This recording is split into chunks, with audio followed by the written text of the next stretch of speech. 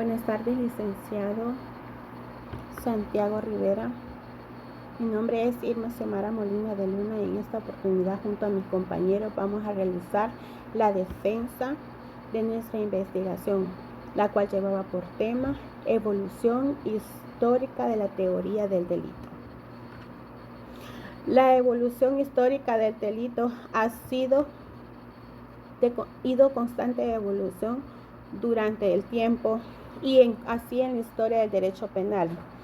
En términos generales, esta teoría busca analizar las condiciones necesarias para un comportamiento sea considerado delito, tomando en cuenta tanto los elementos objetivos como subjetivos que configuran la infracción penal.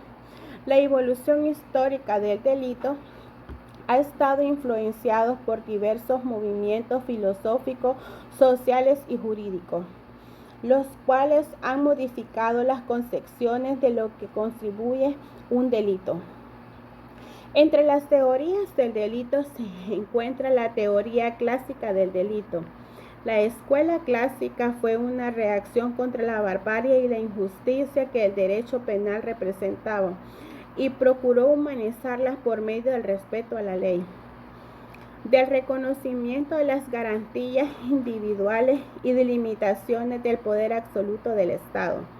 A partir del siglo XVIII, la teoría del delito se fundamentó en los principios del iluminismo y el racionalismo. El pensamiento jurídico de esta época estaba influenciado por César Beccaria, el cual defendió la idea de que el delito es una acción que viola las leyes naturales y que deben ser castigadas de manera proporcional y justa. Beccaria sostenía que la prevención del delito debe basarse en la certeza de castigar, no en su severidad. Según Beccaria, el delito se basaba en la infracción de la ley y el castigo de hacer la respuesta racional al comportamiento delictivo, evitando la arbitrariedad y el abuso del poder. De acuerdo con este enfoque, la responsabilidad penal se centraba en la culpabilidad, definida como la capacidad de una persona para entender la necesidad de su acto. De otra manera, las escuelas revolucionalistas en el ámbito penal, su idea central es la configuración del delito como una configuración defectuosa, contraria al derecho, que revela una enfermedad psiconormal que necesita una corrección que elimine la corrección injusta. La pena, por lo tanto, va dirigido a la corrección de aquel que no ha delictido. Este planteamiento tuvo como un auge en España según la mitad del siglo XIX, pero que habitualmente incorporó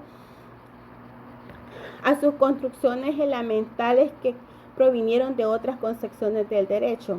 La teoría neoclasicista, con el tiempo, la rigidez de la teoría neoclasicista fue la necesidad de adaptarse a las nuevas realidades a finales del siglo XIX y a principios del siglo XX, por lo que surgió la teoría neoclasicista del delito, que sin apartarse de los principios de las teorías clásicas del delito, fue la que relacionó las consecuencias sociales del delito y el autor, por lo que la formulación de esta teoría neoclásica reconoce la importancia como la intención del dolo y la culpa como elementos principales para hacer la acción penal.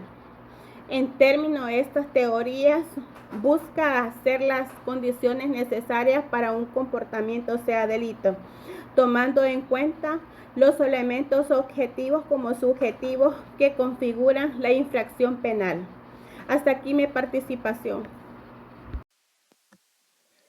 Buenas tardes, mi nombre es Lady Auxiliadora Flore Vázquez. Yo hablaré acerca de la escuela positiva del derecho penal, la contemporánea, la teoría finalista y funcionalista del delito. Iniciaré diciendo que la escuela positiva del derecho penal surge a fines del siglo XIX, liderada por Enrico Ferri y César Lombroso.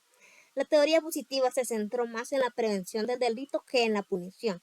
Es decir, desde la perspectiva de Ferri, había que crear espacios de entretenimiento para que los individuos no piensen en cosas negativas en sus tiempos libres. Por ejemplo, fomentar la práctica de deportes, la implementación de charlas educativas en las escuelas, las iglesias, etc. Por su parte, Lombroso postuló la existencia de un delincuente nato, un sujeto con características físicas y psicológicas que lo predisponían al crimen.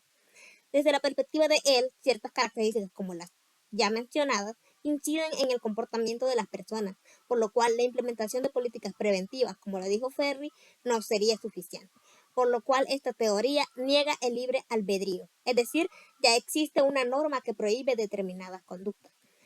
En cuanto a la teoría del delito contemporánea, se dice que esta postula que existen elementos fundamentales que deben concurrir para que se configure un delito. La acción, que es cuando realicé una conducta con el fin de perjudicar a otro, por ejemplo, tomar un arma. U omisión, cuando mi deber era impedir la muerte de alguien, por ejemplo, un médico o enfermera, que no haya brindado atención inmediata a cierta persona y ésta muere. La teoría finalista del delito es propuesta por Franz von Liszt y desarrollada por Hans Welzel. Sostiene que la conducta delictiva debe entenderse desde la voluntad del agente, es decir, que la acción se considera delictiva si el autor tiene la intención de realizarla, independientemente de los efectos. Como ejemplo de esta teoría se puede mencionar el homicidio tentado, que aunque no haya fallecido la víctima, se sanciona al que llevó a cabo dicha acción para determinado fin, que por ciertos factores ajenos a su voluntad no se haya dado. En cuanto a la teoría funcionalista del delito, se dice que destaca la importancia de la integración social y la función preventiva del derecho penal. Los fines de la pena, que son la readaptación del delincuente a través del trabajo y la educación. Como ejemplo de esto, puedo mencionar el programa Plan Cero Ocio, implementado en nuestro país actualmente, con el cual se cree que se pretende que las personas aprendan un oficio para poder desempeñarlo al recuperar su libertad y financiar sus gastos a través de un trabajo honrado. A continuación, la compañera Esmeralda dará inicio a su exposición. Buenas tardes, licenciado Rivera. Me presento, mi nombre es Esmeralda Rivas y a continuación parte de mi exposición del tema que elegimos en nuestro equipo de trabajo.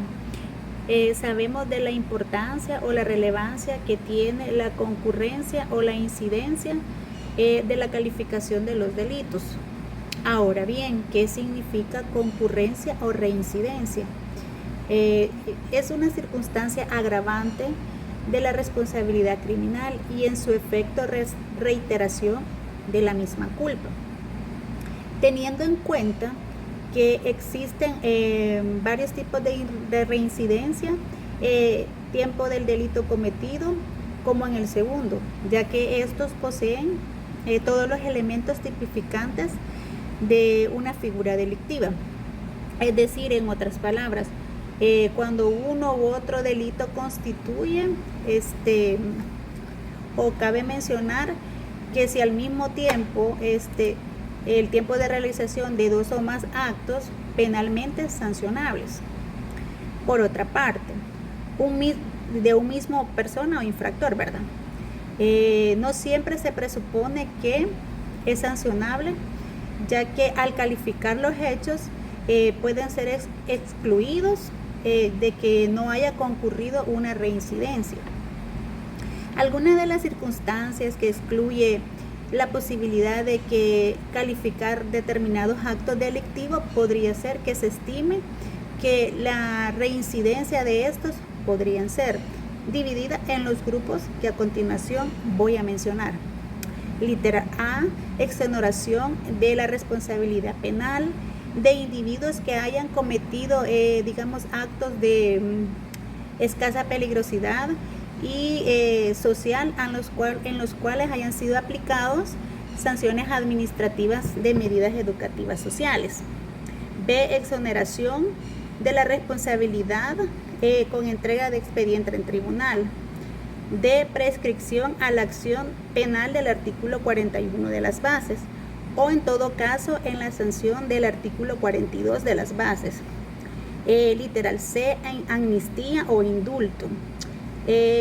artículo 46b de las bases, y literal D, extinción o anulación de antecedentes penales, que también está en el artículo 47 de las bases, y literal E, concurrencia de las condiciones previstas en el inciso 2 del artículo de la ley acerca de responsabilidad penal. Y hasta aquí mi participación. Gracias. Hola, mi nombre es Fabricio Otoniel Cortés Tiznado. En esta ocasión voy a hablar del tema la evolución histórica de la teoría del delito. Sabemos que como estudiantes de derecho, este es un tema de bastante importancia y relevancia, porque viene derivado desde el siglo XIX y aún sabemos de que en nuestra actualidad este aún presenta nuevas reformas y mejoras, los cuales, entrando en el tema de constituyentes de delito, es quien nos ayuda para presentar los casos de manera contundentes y perpetuas para que un delito sea punible y que no sea constituyente de caer en arbitrariedad o en alguna inconstitucionalidad. Llegando al tema, tenemos dentro de él lo que es en una rama del derecho la criminalística. La criminalística de campo sabemos que es una disciplina la cual se encarga del estudio para la aplicación de técnicas dentro de la aplicación del estudio de delitos. Un ejemplo claro podemos presentar, la cual es la balística y la dactiloscopía, siendo en ella de que tenemos algo certero de que al momento de presentar estas pruebas sabemos y tendremos la certeza de que a la persona que se está acusando va a ser quien realmente haya cometido un hecho delictivo. También podemos hacer mención sobre este tema de que esto puede ser presentado también como un fenómeno social. Dentro de nuestra sociedad siempre han incurrido muchos delitos, los cuales están sujetos a todas las pruebas y las presentaciones judiciales, pero a lo largo de la historia es quien nos ha ayudado a fomentar y a crear nuevas técnicas, porque no solo el sistema judicial es el encargado de velar porque un delito sea constituyente, sino que también están varias instituciones, como podríamos tener médicos forenses, Policía Nacional Civil, quienes son los encargados para el peritaje de todo hecho delictivo para que se pueda obtener una relevancia pertinente en la imposición de una pena a un sujeto que ha constituido delito. Es así de que el autor Alberto Binder nos deja en su obra y en su libro el análisis político, donde nos narra a lo largo de la historia todos los métodos que se han venido actualizando y mejorando hasta nuestra actualidad.